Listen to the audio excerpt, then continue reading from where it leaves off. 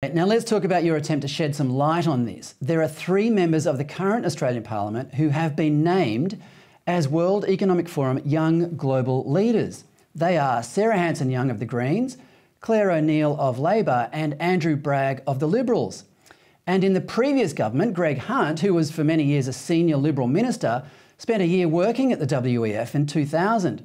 Now, I must emphasise there is absolutely no suggestion that the involvement of these politicians with the WEF is contrary to their responsibilities to the Australian Parliament.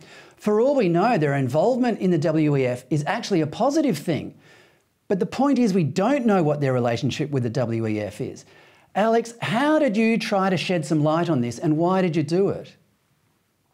Yeah, look, Fred, I think you make a good point there, and we do have to say that. I mean, I don't think there's any suggestion of anything untoward there. In the same way it wouldn't be if you were a member of the Red Cross or any other NGO as well. But the point from where I'm sitting is that the Australian people get a snapshot of their politicians on almost every other front. So when you become a member of Parliament, be it the House of Representatives or the Senate, you're required to disclose pretty much everything about your life. You're required to disclose real property holdings, whether you're in any partnerships, whether you own any interests in shareholdings in companies, all sorts of things, all the way down through to gifts of a certain dollar amount.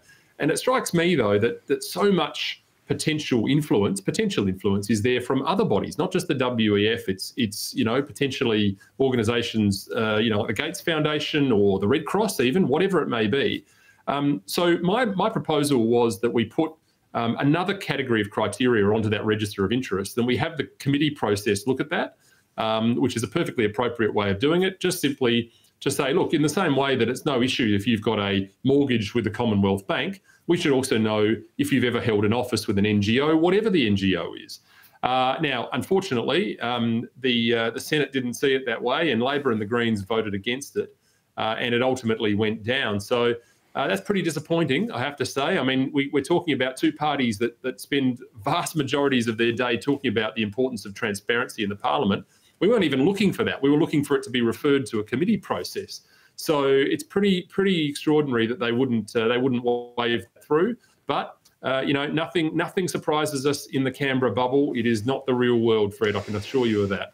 Alex, can you just clarify that? You weren't actually asking them what the relationship with the WEF was. You just wanted to put it forward to the committee phase. Is that right?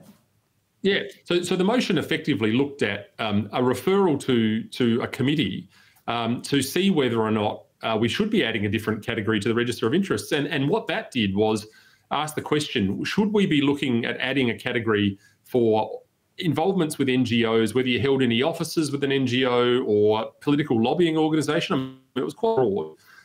Whether you ever had an award from one, whether you had ever been employed by one. So really just looking at what are the political NGO, global organisations that our parliamentarians in Canberra are involved with, making no criticism of that, just simply looking at the facts. We just want to know who you're talking to. As I said, in the same way that it may not matter if you hold shares in a particular company. That doesn't matter. You're entitled to do that. But Australians deserve the right of transparency.